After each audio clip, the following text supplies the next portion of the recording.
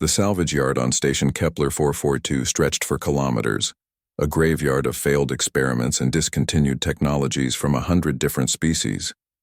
Anna walked through the narrow aisles, her worn boots crunching on metal shavings, while Oliver examined a datapad listing the day's auction items. Lot 47, the Vrexian auctioneer announced, its translucent appendages gesturing dismissively toward a cluster of small, spherical devices. Prototype maintenance drones, defective processing cores, cannot follow complex commands. Take them. They're useless and free. The other bidders, a Corvathian merchant, 2 selenite traders, and a Plutonian engineer, didn't even glance at the lot. They were here for the military-grade equipment, the rare minerals, the things that held obvious value. Anna stopped walking. She tilted her head, studying the drones with the same careful attention she gave everything. Oliver had seen that look before. It usually meant trouble, or at least an argument with their ship's accountant about unnecessary acquisitions. Anna, Oliver warned quietly. We're here for the plasma couplers, remember? We don't need— Look at them, Anna interrupted, crouching beside the drones. There were 12 of them, each no larger than a human head, covered in dust and dents. Their optical sensors were dim, barely glowing. They're not broken. They're just misunderstood. Oliver sighed. 3 years of partnership, and he still couldn't predict when Anna would decide something needed saving. The auctioneer literally called them useless. To the Vrexians, maybe. Anna picked up one of the drones, turning it over in her hands. Its casing was warm, a faint vibration indicating some form of active processing. Their species thinks in hierarchical command structures, linear processing. But these little guys— She tapped the curved surface gently. These are designed for adaptive learning. They're not defective. They're just too independent for Vrexian tastes. The auctioneer's main eye swiveled toward them with what might have been annoyance. Human, if you wish to claim the refuse, sign the disposal form. Otherwise, move along. We'll take them, Anna said, standing up with the drone still cradled in her arms. Oliver closed his eyes briefly, already calculating the cargo space this would consume. All 12. All 12. 3 months later, the Wandering Star hummed with activity that had nothing to do with its human crew. The drones, Anna had named them naturally because she named everything, had integrated themselves into the ship's operations with an enthusiasm that bordered on alarming. Pip handled navigation recalibrations. Dot monitored the hydroponics bay. Z had appointed itself chief of life support maintenance. I don't understand it, Oliver admitted, watching as Whir and Spinner coordinated to repair a coolant leak that would have taken him hours to fix alone. The Vrexians spent millions developing these, and they just threw them away. Anna was in the cargo bay, sitting cross-legged on the floor while 6 drones hovered around her in a loose formation. She was teaching them music, playing old Earth songs from her portable speaker and watching how they responded to different rhythms and melodies. They threw them away because the drones wouldn't follow orders, Anna explained without looking up. A Vrexian engineer would say repair the engine and expect it done exactly as specified. But these drones would repair the engine, then notice the environmental controls were inefficient and fix those too, then reorganize the tool storage for better accessibility. She smiled as Dot bobbed along to a particularly upbeat song. They didn't fail. They succeeded too much in ways their creators didn't want. Oliver sat down beside her, and immediately Pip drifted over to scan him, its daily health check routine. He'd stopped being annoyed by it after the drone detected his appendicitis 2 weeks before it became critical. The Corvathians would have scrapped them for parts, Oliver said. The Selenites would have melted them down. Even we almost left them there. But we didn't. Anna reached up and Z settled gently into her palm, its optical sensor brightening. That's the thing about humans, Oliver.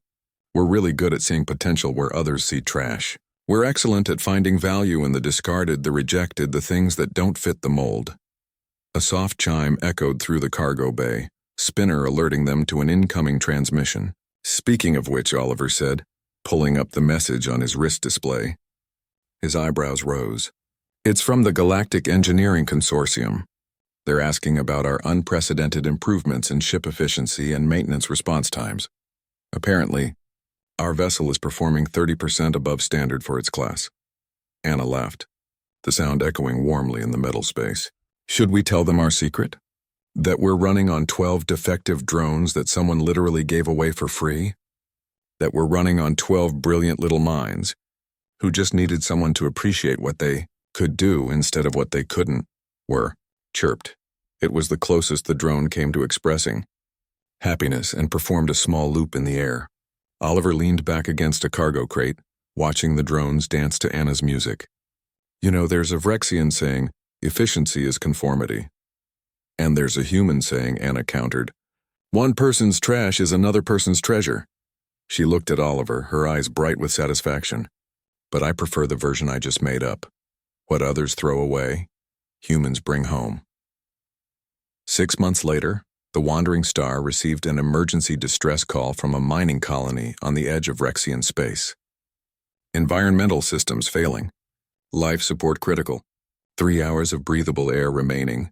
The colony was 8 hours away at maximum speed for any official rescue vessel. Oliver plotted the jump coordinates while Anna stood in the cargo bay, surrounded by all 12 drones. You hear that? She asked them softly. People who need help.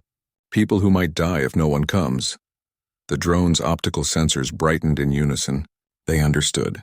They'd been left to die once, too. Pip, can you optimize our jump calculations? Dot, prepare medical supplies. C, start prefabricating emergency life support units. Everyone else, you know what to do. The drones scattered in a coordinated burst of movement that would have made a Vrexian engineer weep at its beautiful chaos. Anna, Oliver called from the bridge.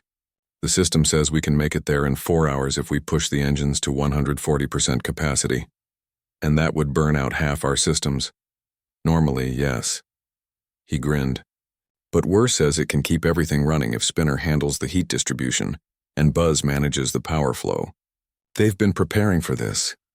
Anna joined him on the bridge, watching the drones work through the monitor feeds.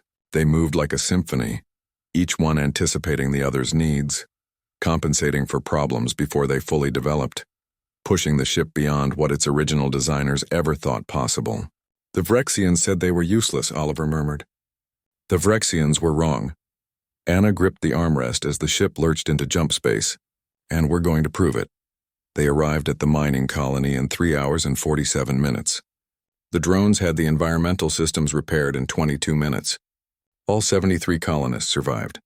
In the quiet of the cargo bay that night, after the gratitude and the questions and the amazed stares from the Vrexian colonists who couldn't believe their defective technology had saved them, Anna sat with the 12 drones arranged around her in a circle. You know what makes humans special? She said softly. It's not that we're stronger or smarter or more advanced than other species. It's that we look at something the entire galaxy has dismissed, something everyone says is worthless and broken and useless. She paused, touching each drone gently as it passed, and we say, I disagree. Come with me. Let's find out what you're really capable of. 12 optical sensors glowed warmly in the darkness, and if machines could feel loved, these ones surely did. Outside the ship, the stars wheeled silently on, witnesses to an old human truth playing out once more.